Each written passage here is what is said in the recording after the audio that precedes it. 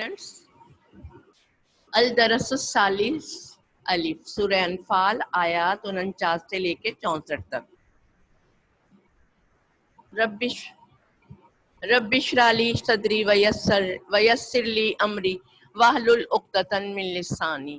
اعوذ باللہ من الشیطان الرجیم، بسم اللہ الرحمن الرحیم۔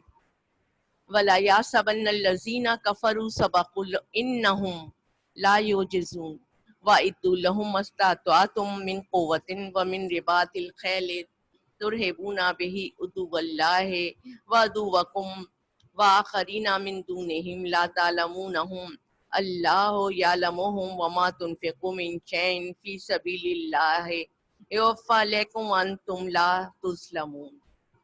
اور کافر یہ خیال نہ کریں کہ وہ بھاگ نکلے ہیں، وہ اپنی چالوں سے ہم کو ہرگز عاجز نہیں کر سکتے، اور جہاں تک ہو سکے فوج کی جمعیت کے زور سے اور گھوڑوں کے تیار رکھنے سے ان کے مقابلے کے لیے مستعد رہو کہ اس سے خدا کے دشمنوں اور تمہارے دشمنوں اور ان کے سوا اور لوگوں پر جن کو تم نہیں جانتے اور خدا جانتا ہے ہیبت بیٹھی رہے گی، اور تم جو کچھ راہ خدا میں خرچ کرو گے اس کا ثواب تم کو پورا دیا جائے گا اور تمہارا ذرا نقصان نہیں کیا جائے گا۔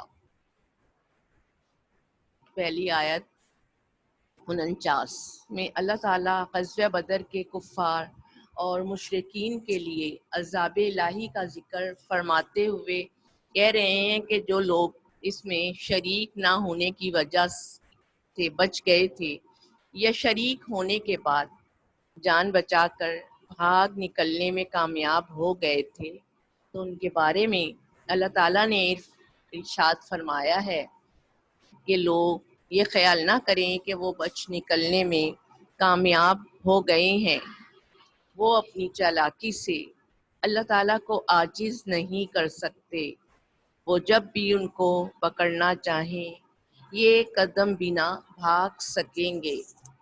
دوسری آیت 60، آیت نمبر 60،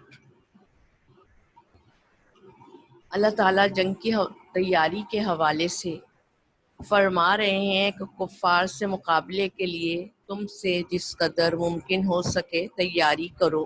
تمہاری کامیابی کے لیے ضروری نہیں ہے کہ تمہارے پاس تمہارے مقابل کے جیسا اور جتنا سامان حرب ہو، تم اسی قسم کا اور اتنی ہی مقدار میں حاصل کرو، بلکہ تمہارے لیے اتنا سامان حرب کا حاصل کر لینا ہی کافی ہے جس کی تمہارے اندر استطاعت ہے۔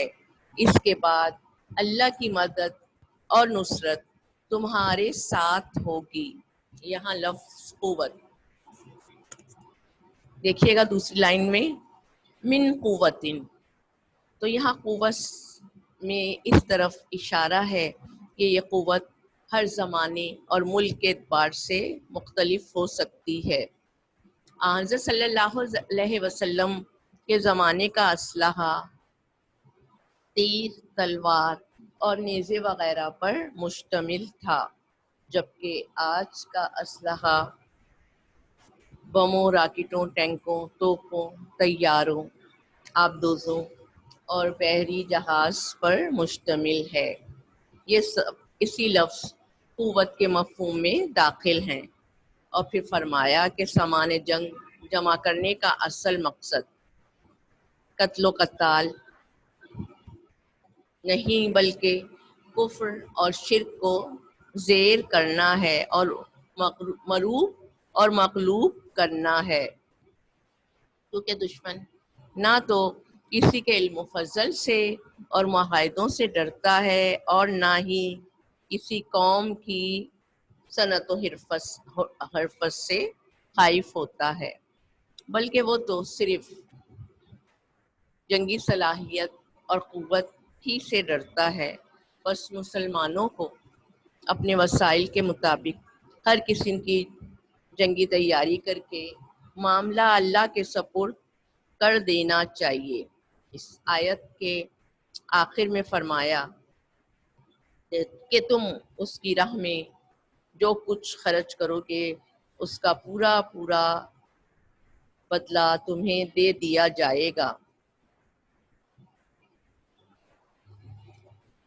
جہاد کے لیے اچھے صحت مند اور تیز رفتار گھوڑے تیار رکھو۔ جنگ میں گھوڑوں کی اہمیت کا اندازہ اس بات سے لگایا جا سکتا ہے کہ دنیا کی کوئی بھی عسکری قوت گھڑ سوار دستے کے بغیر مکمل نہیں ہے۔ اللہ تعالیٰ کا فرمان یہ ہے کہ تم اسلحہ اور دوسرے جنگی ساز و سامان کی نمائش سے اللہ کے دشمنوں اور اپنے دشمنوں اور دوسرے اسلام دشمن قوموں پر رعب جمائے رکھو تاکہ وہ تم سے لڑائی تو کیا اس کا تصور بھی نہ کر سکیں۔ آیت نمبر 61 اور 62۔ وَإِن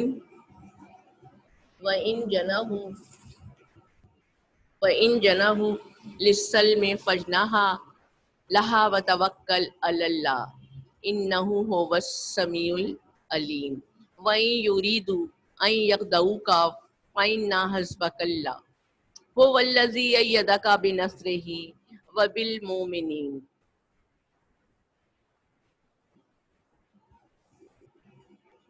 اور اگر یہ لوگ صلح کی طرف مائل ہوں تو تم بھی اس کی طرف مائل ہو جاؤ اور خدا پر بھروسہ رکھو، کچھ شک نہیں کہ وہ سب کچھ سنتا اور جانتا ہے۔ اور اگر یہ چاہیں کہ تم کو فریب دیں تو خدا تمہیں کفایت کرے گا، وہی تو ہے جس نے تم کو اپنی مدد سے اور مسلمانوں کی جمعیت سے تقویت بخشی۔ اس آیت سے پہلے بتایا ہے کہ اگر تمہارا کسی قوم سے معاہدہ ہو اور تمہیں اس کی طرف سے عہد شکنی کا اندیشہ ہو تو ابھی معاہدہ ختم کر کے ان کو اس کی اطلاع دے دو۔ اس کے بعد اگر وہ لڑائی پر آمادگی ظاہر کریں تو آپ بھی اللہ پر بھروسہ کر کے جہاد شروع کر دیجئے۔ اگرچہ وہ پھر صلح پر آمادہ ہو جائیں، اگر وہ صلح پر پھر دوبارہ سے آمادہ ہو جائیں تو آپ بھی صلح و صفائی کر لیجئے۔ ممکن ہے کہ اس طرح وہ اسلام میں داخل ہو کر آپ کے بھائی بن جائیں، اور اگر آپ کو اندیشہ یہ ہو کہ صلح کے ذریعے یہ آپ کو دھوکہ دینا چاہتے ہیں اور اس مہلت سے فائدہ اٹھا کر اپنی شان و شوکت اور جنگی صلاحیت میں اضافہ کرنا چاہتے ہیں تو آپ اس کی پرواہ نہ کیجیے۔ اللہ تعالیٰ آپ کو ان کے دھوکے سے بچانے اور محفوظ کرنے کے لیے کافی ہے، وہ اس سے پہلے بھی آپ کی مدد کر چکا ہے۔ آیت نمبر 63 اور 64۔ وَأَلَّفَ بَيْنَ قُلُوبِهِمْ لَوْ أَنفَقْتَ مَا فِي الْأَرْضِ جَمِيعًا مَا أَلَّفْتَ بَيْنَ قُلُوبِهِمْ وَلَكِنَّ اللَّهَ أَلَّفَ بَيْنَهُمْ إِنَّهُ عَزِيزٌ حَكِيمٌ يَا أَيُّهَا النَّبِيُّ حَسْبُكَ اللَّهُ وَمَنِ اتَّبَعَكَ مِنَ الْمُؤْمِنِينَ۔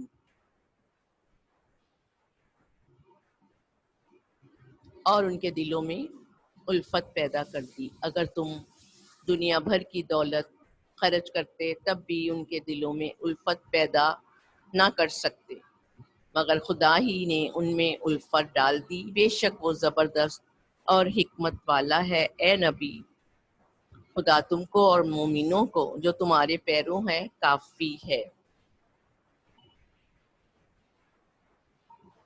اس آیت میں اللہ تعالیٰ نے حضرت صلی اللہ علیہ وسلم کو اپنی ایک نعمت یاد دلائی ہے کہ اس نے مہاجرین اور انصار کے ذریعے محض اپنے فضل سے آپ کی تائید کی، ان کو آپ پر ایمان لانے اور آپ کی اطاعت کی توفیق دی، اور ان کو آپ کی مدد اور نصرت کے لیے آمادہ کیا۔ اگر آپ روئے زمین پر کے تمام خزانے بھی خرچ کر ڈالتے تب بھی ان میں ایسی محبت اور الفت پیدا نہ کر سکتے جیسی اللہ تعالیٰ نے ان کے دلوں میں ڈال دی۔ ان کی صدیوں پرانی عداوتوں کو محبت سے بدل دیا۔ پھر فرمایا کہ اللہ تعالیٰ بے شک غالب ہے، زبردست حکمت والا ہے۔ اس نے اپنی حکمت اور قدرت سے آپ کی خاطر ان کے دلوں کو بدل دیا۔ وہ زبردست ہے، وہ سب کچھ کر سکتا ہے۔ اے نبی صلی اللہ علیہ وسلم، خدا تمہارے لیے، مومنوں کے لیے اور جو تمہارے پیروکار ہیں ان کے لیے کافی ہے۔